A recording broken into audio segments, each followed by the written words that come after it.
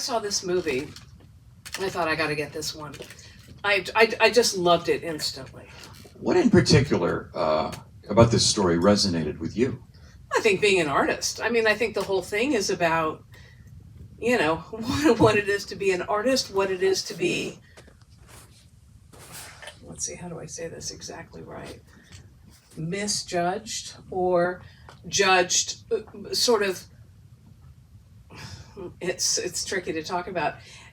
People sort of assigning a way that they think you should be, or the way your music should sound, or what you should be doing, and it may not be at all who you are.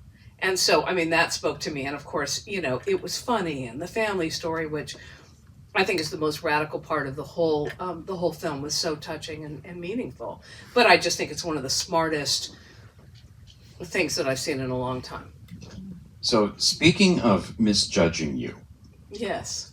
I think we tend to think of you, doctorate from Juilliard, studied with Milton Babbitt, extremely talented at writing grand scale orchestral scores, and yet we may not have thought of you as a jazz composer. Are the jazz police out? People have said, don't mention jazz. Anywhere, poor Elena, she's like, lives her life in jazz. But tell us about your acquaintance with jazz, and I was surprised, not really surprised, because I loved your Dash and Lily score years ago. Right, that's a long time ago. But talk to us about your early exposure, I guess, to jazz.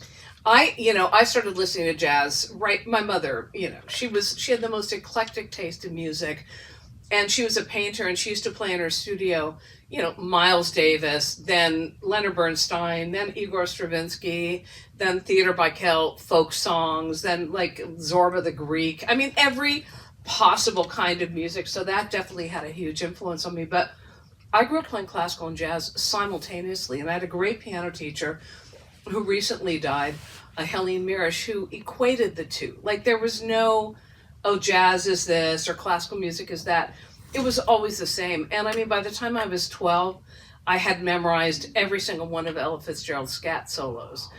And I sang, so I used to play and sing. And when I was at Juilliard, as you know, I think you do, I would go and hack through, playing and singing at jazz bars, like at least once or twice a week. And I did it a lot when I was a young person. And also I went to school at Phillips Andover outside of Boston. I had a fake ID, and I would take the bus into Boston. And at that point, I don't even know if I've told you this story, every great jazz artist was touring. I would go every weekend, and there was this, I can't remember the name of the club, but that's the other thing about this movie that was so great, because it all takes place in Boston, which is where I heard so much formative jazz in my life. But I mean, everybody was touring. One weekend you'd hear Miles Davis, next weekend Ahmad Jamal. I mean, it was just like the best of the best of the best. And so I grew up listening to these musicians and admiring them, copying them, and and jazz has always been a part of all of my music, and particularly my concert music.